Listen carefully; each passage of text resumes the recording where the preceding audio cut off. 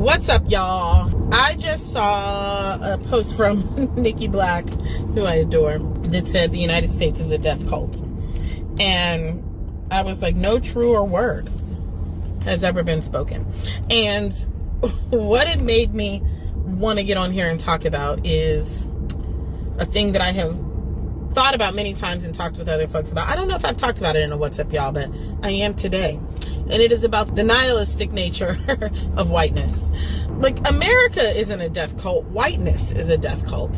And unfortunately, you know, America is the thought project of whiteness, quite literally. Consequently, it is governed therein by the dynamics that govern whiteness. And the dynamic that governs whiteness is nihilism. And you know, nihilism is a commitment to one's own demise. Here's the deal. The nature of whiteness is to constantly have to validate its existence. And the only way to validate its existence is through the illusion of superiority. And without the illusion of superiority, then literally it creates the kind of existential crisis that says, do I actually exist? Right? Like, if whiteness doesn't exist, and it doesn't, it's made up. If whiteness doesn't exist and someone's identity is firmly structured on the illusion that is whiteness, then to challenge that illusion is to challenge the very nature of one's existence. Like, inside of that question is suicidality, right? They're like, well, if I don't exist, then why am I here, right? So y'all gonna roll with me right now because I'm clear I'm in my philosophy self, right? But inside of that question is an inherent sort of suicidality. Like, if I don't exist, then why do I exist, right? And so, because it creates such conflict inside of people who have no other sense of understanding of themselves, it creates a willingness to uphold the illusion at any cost. Because to get rid of the illusion in some ways is to kill oneself. However, particularly in the current context that we're living in, to hold on to the illusion is also to kill oneself. But at least it's to die with the belief still intact. And that is what whiteness is willing to die and kill everybody else for the ability to maintain the illusion. And that is what whiteness has us all on a death march toward. Because whiteness would sooner die than denounce its superiority. Because to denounce its superiority would be to denounce its own existence. It would sooner only exist in its imagination.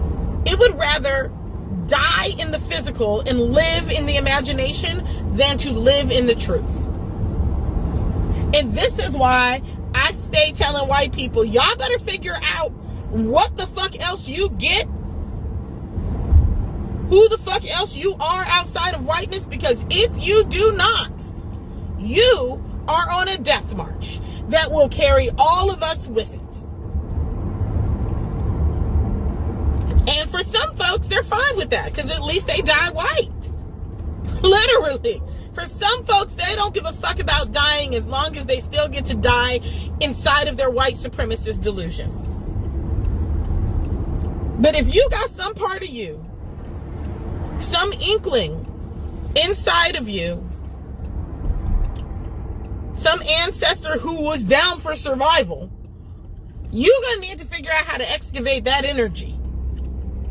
And then you're going to need to figure out how you convince your friends, cousins, grandmas, uncles, and aunties how to do the same. Because the truth of the matter is, your people finna kill us all. And nobody, like, be damned, whatever foolishness, the pundits will tell you about on why the election looks the way the election looks, which is a joke. It's a complete, total joke. The election looks the way the election looks because whiteness looks the way the whiteness looks. That shit is not a function of anybody, anything else. Nothing. When we talk about responsibility as possibility, what we're talking about is white people recognizing that whiteness is finna kill us all. We have surpassed the point in time where whiteness will save you. Whiteness will kill you, kill itself, and tell you, well, at least I died better than you. And you're gonna need to decide if that's the type of shit you're signing up for. And you're gonna need to figure out how you shake awake the white people in your life.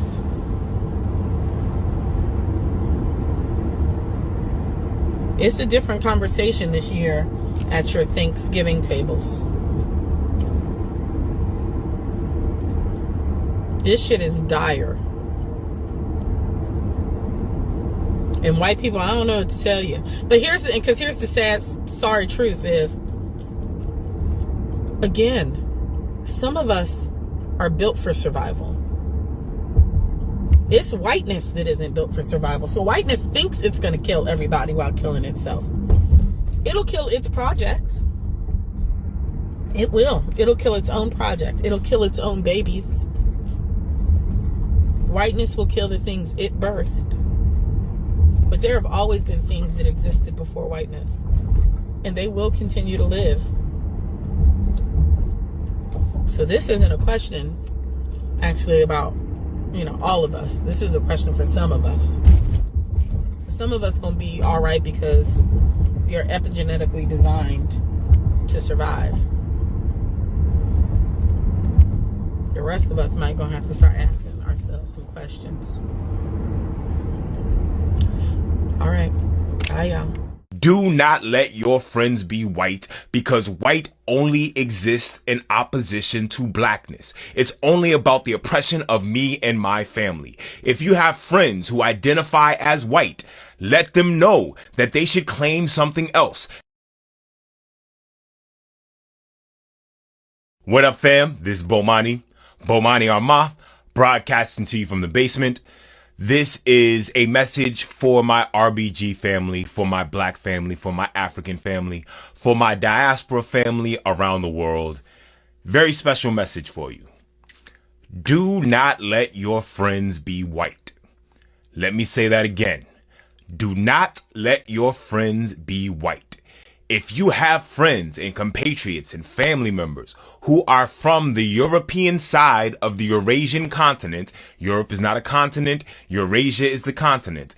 If you have friends who are from the European side of the Eurasian continent, do not let them be white. White only exists as an opposition to blackness. All right. The only reason black exists is because people from Africa, like myself, whose families were stolen from Africa, we were told that we have no history, no culture to go back to and to learn from. All right. Before we were able to trace our genetics, before we had scholars going through and understanding the connection between Yoruba and Cuban culture or Gullah Geechee culture in West Africa, we were told we had no culture we came from. Friends, I would love, instead of claiming blackness, I would love to claim Yoruba or Ga or Ashanti or Igbo or Hausa. There are literally hundreds of cultures I would rather claim that I am from, but the people who enslaved, raped, and tortured my ancestors made sure that they did not know the connection that they had. So what our conquerors did was they created Negro and then what we turned into black culture. That is us surviving on our own and us coming up with who we are. I am proud of black culture. I will always capitalize the B in black. I will never capitalize the W in white.